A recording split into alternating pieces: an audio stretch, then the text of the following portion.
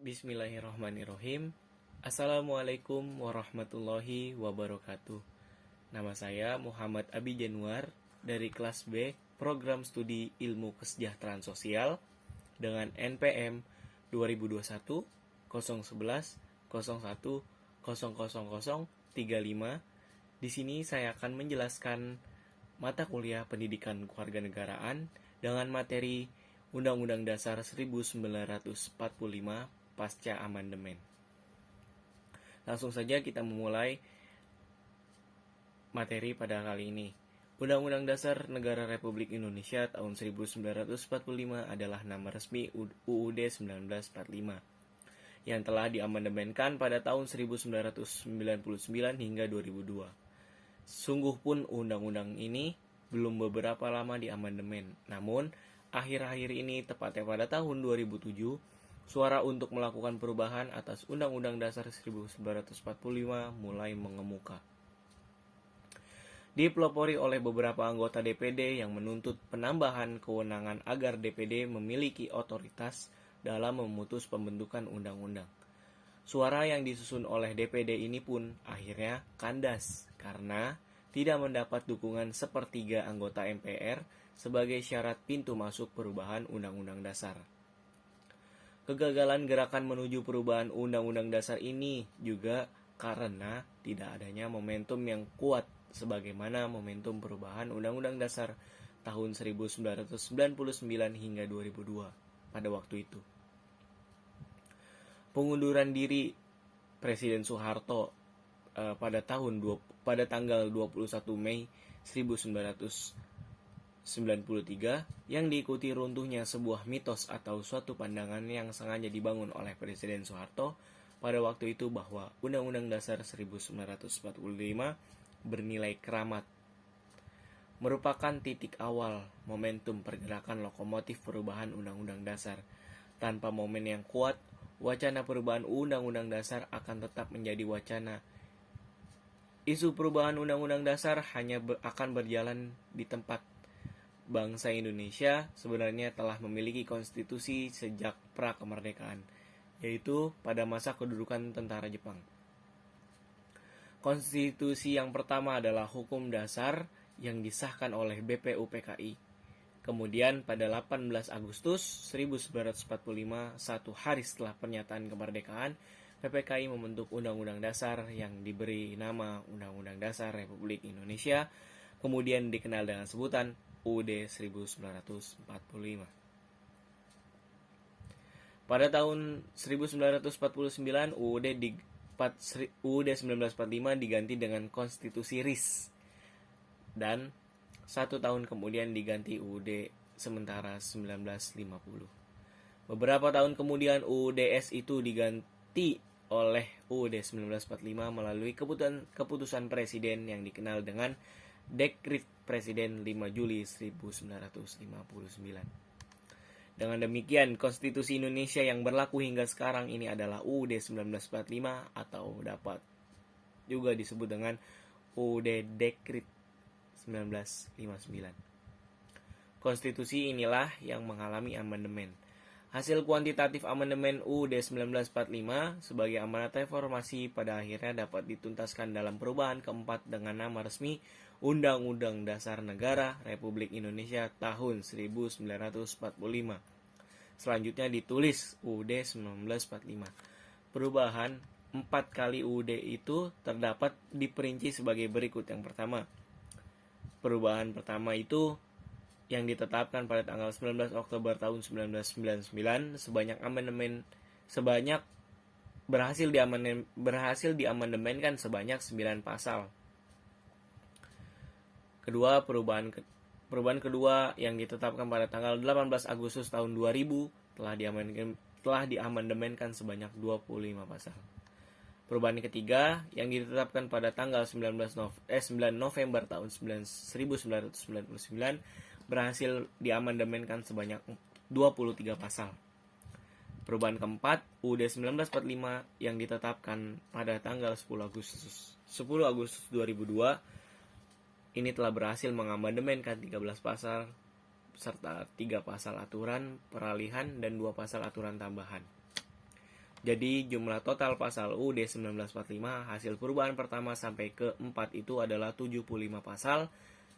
Namun demikian jumlah nomor pasalnya tetap sama, yaitu 37, tidak termasuk aturan peralihan, aturan tambahan. Hal ini karena cara penulisan nomor pasal itu dilakukan dengan menambah huruf A, B, C, dan seterusnya setelah nomor angkanya. Kemudian semacam inilah yang menjadikan sistematik amandemen Undang-Undang Dasar 1945 tidak teratur. Pokok ketentuan hukum hasil amandemen apabila dilihat dari segi substansi materinya secara keseluruhan, maka perubahan UUD 1945 ini dapat dikelompokkan ke dalam 3 macam, yaitu pertama, penghapusan atau pencabutan beberapa ketentuan, yang kedua, penambah ketentuan atau lembaga baru, dan yang ketiga, modifikasi. Ketentuan yang dicabut: beberapa ketentuan hukum yang dicabut oleh perubahan UUD 1945 antara lain sebagai berikut. Yang pertama itu kekuasaan MPR sebagai lembaga tertinggi negara dengan wewenang meminta pertanggungjawaban presiden dan penyusunan garis besar haluan negara. Dengan pencabutan kekuasaan ini, posisi MPR bukan lagi sebagai lembaga tertinggi negara, tetapi sebagai lembaga tinggi negara yang kedudukannya sejajar dengan lembaga tinggi lainnya, seperti Presiden, MA, dan DPR. Kekuasaan Presiden yang menyangkut pembentukan undang-undang. Kekuasaan pembentukan undang-undang ini berdasarkan pasal 20 perubahan pertama Undang-Undang Dasar 1945 tidak lagi dipegang Presiden, melainkan dipegang oleh DPR. Demikian juga kewenangan Presiden dalam hal pengangkatan dan penerimaan duta negara lain, serta pemberian amnesti dan abolisi.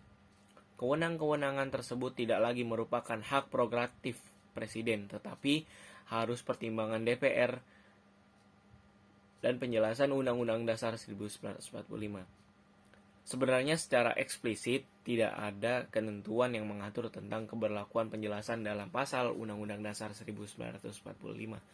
Namun secara de facto penjelasan itu sudah ada setelah 6 bulan pengesahan UUD tersebut oleh Panitia Persiapan Kemerdekaan Indonesia pada tanggal 18 Agustus 1945 dan secara resmi dicantumkan dalam lampiran dekret Presiden pada tanggal 5 Juli 1959 yang memberlakukan kembali UUD 1945. Oleh karena itu, pasal yang meniadakan penjelasan itu juga tidak secara langsung menyebutkan bahwa penjelasan dicabut. Jadi, rumusan pasal itu sangat tepat.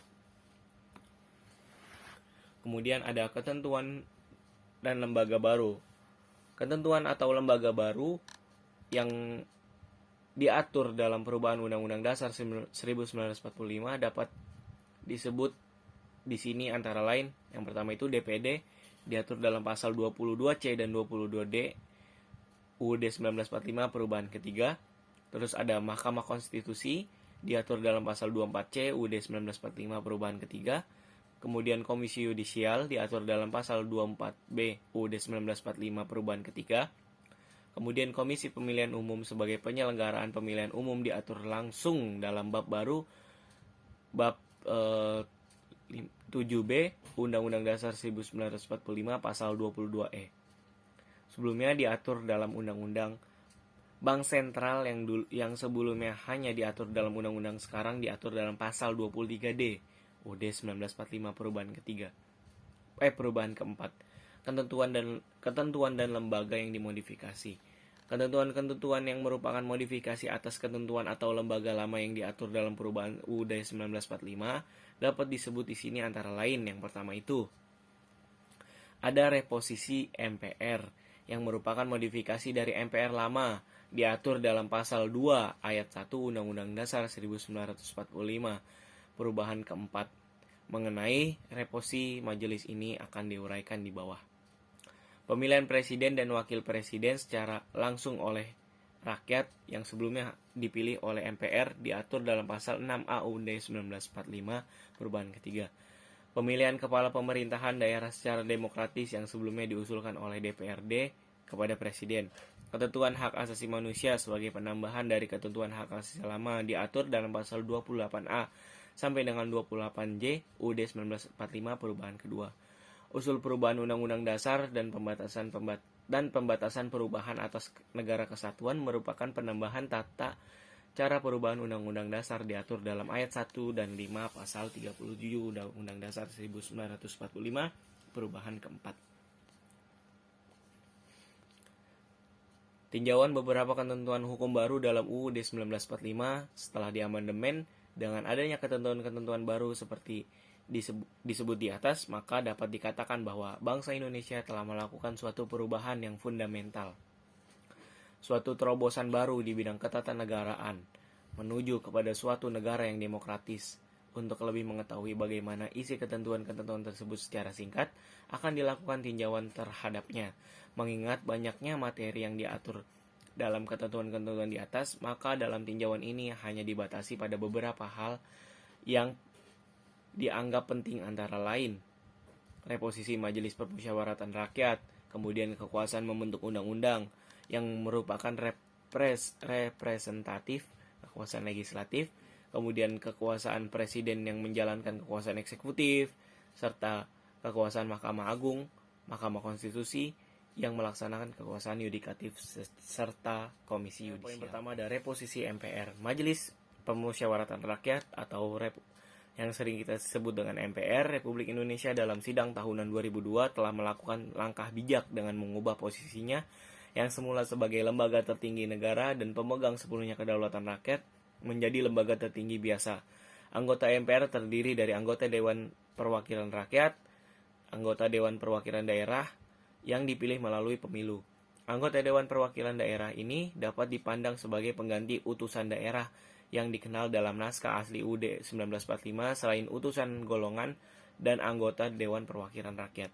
Majelis Permusyawaratan Rakyat bersidang minimal 1 kali dalam 5 tahun. Kewenangan MPR mencakup yang pertama itu mengubah dan menetapkan UUD 1945, melantik presiden atau wakil presiden, ketiga memberhentikan presiden atau wakil presiden, keempat masa jabatannya menuntut Undang-Undang Dasar, terus kelima memilih presiden dan wakil presiden pengganti di tengah jalan.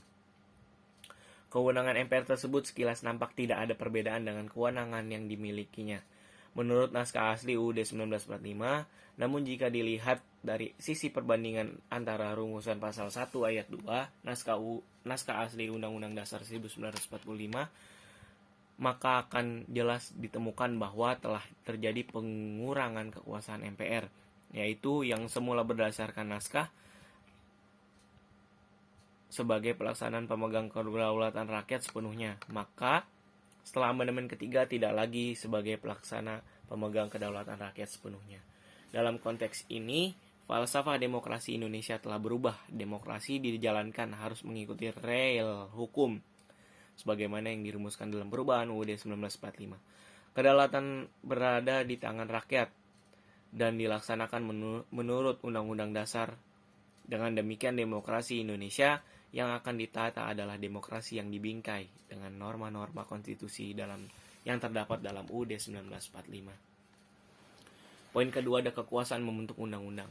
Seperti telah disinggung di atas, UUD 1945 perubahan pertama menentukan Dewan Perwakilan Rakyat memegang kekuasaan pembentuk undang-undang. Sebelumnya, menurut naskah asli UUD itu, kewenangan ini dipegang oleh Presiden dengan persetujuan Dewan Perwakilan Rakyat. Dengan demikian telah terjadi pergeseran kewenangan legislasi dari Presiden dengan persetujuan Dewan Perwakilan Rakyat kepada Dewan Perwakilan Rakyat. Selain memiliki fungsi legislasi, Dewan Perwakilan Rakyat juga memiliki fungsi anggaran dan pengawasan. Sementara Presiden diberikan kewenangan mengajukan rancangan undang-undang. Setiap rancangan undang-undang dibahas oleh DPR dan Presiden untuk mendapatkan persetujuan bersama. Rancangan undang-undang yang telah disetujui oleh Dewan Perwakilan Rakyat dan Presiden untuk menjadi UUD tidak lagi bersifat final, tetapi dapat diuji materialnya oleh Mahkamah Konstitusi atas permintaan pihak tertentu. Perubahan ketiga antara lain disebutkan Mahkamah Konstitusi berwenang mengadili pada tingkat pertama dan akhir yang putusannya bersifat tetap untuk menguji undang-undang terhadap undang-undang dasar. Mahkamah Konstitusi ini harus sudah dibentuk pada tanggal 17 Agustus 2003 dan sebelum dibentuk segala kewenangan dilakukan oleh Mahkamah Agung. Kemudian poin ketiga ada kekuasaan Presiden. Kekuasaan presiden sebagaimana telah disebutkan atas kekuasaan presiden oleh amandemen UUD 1945 banyak dikurangi. Sebagai contoh dapat disebutkan di antara lain, yang pertama, Hakim Agung tidak diangkat oleh presiden melainkan diangkat oleh Komisi Yudisial. Kemudian demikian juga poin kedua itu, anggota Badan Pemeriksaan Keuangan tidak lagi diangkat oleh presiden tetapi dipilih oleh DPR. Kemudian poin ketiga, ketertiban DPR dalam proses pengangkatan Panglima Tentara Nasional dan Kepala Polri Republik Indonesia. Yang keempat, rancangan undang-undang yang telah dibahas dan disetujui bersama Dewan Perwakilan Rakyat dan Presiden apabila dalam waktu 30 hari semenjak rancangan undang-undang tersebut disetujui, tidak disahkan oleh Presiden. Kemudian poin keempat ini atau poin terakhir ada kekuasaan kehakiman. Kekuasaan kehakiman menurut naskah asli Undang-Undang 1945 dilakukan oleh Mahkamah Agung, antara lain badan-badan kehakiman. Setelah amandemen, kekuasaan kehakiman ini dilakukan selain yang disebutkan di atas juga dilakukan oleh Mahkamah Konstitusi. Dengan amandemen UUD 1945, posisi Hakim Agung menjadi kuat karena mekanisme pengangkatan Hakim Agung diatur sedemikian rupa dengan melibatkan 3 lembaga, yaitu DPR, Presiden, dan Komisi Yudisial. Komisi Yudisial ini merupakan lembaga baru yang memang sengaja dibentuk untuk menangani urusan yang terkait dengan pengangkatan Hakim Agung serta menegakkan kehormatan, keluhuran, martabat, dan perilaku hakim. Anggota Komisi Yudisial ini diangkat dan diberhentikan oleh Presiden dengan persetujuan DPR. Bisa dicari kesimpulan berdasarkan uraian di atas atau yang tadi saya sebutkan. Secara umum dapat disimpulkan bahwa Undang-Undang Dasar 1945 dan perubahan-perubahannya ini telah mengatur mekanisme penyelenggaraan ketatanegaraan yang terkait dengan hubungan antar kekuasaan lembaga eksekutif, yudikatif, legislatif secara berimbang. Atau dengan kata lain, terdapat hubungan checks and balance antara ketiga lembaga tersebut. Bahkan, bukan hanya terjadi checks and balance antar lembaga negara, melainkan juga antara warga negara dengan lembaga negara. Semangat untuk selalu melibatkan kedaulatan rakyat melalui lembaga perwakilan rakyat nampak dominan. Setiap pengangkatan pejabat negara seperti Hakim Agung, Hakim Mahkamah Konstitusi, Panglima Tentara Nasional Indonesia, Kepala Polri, anggota Komisi Yudisial, anggota Badan Pemeriksa Keuangan, dan Gubernur Bank selalu dilibatkan peran DPR. Kondisi demikian sejalan dengan prinsip-prinsip negara demokrasi. Jadi, dilihat dari segala konstitusi, Indonesia adalah negara demokratis. Oleh karena itu, tidaklah berlebihan jika pada tahun 2003 Indonesia diusulkan oleh Perdana Menteri Australia John Howard untuk menempati posisi sebagai anggota tetap lapisan kedua Dewan Keamanan PBB, dan juga diusulkan Jepang sebagai anggota Dewan Hak Asasi Manusia. Mungkin itu saja yang dapat saya sampaikan pada materi kali ini. Kurang lebihnya mohon maaf. Wallahul muwaffiq ila aqwamit thoriq. Wassalamualaikum warahmatullahi wabarakatuh.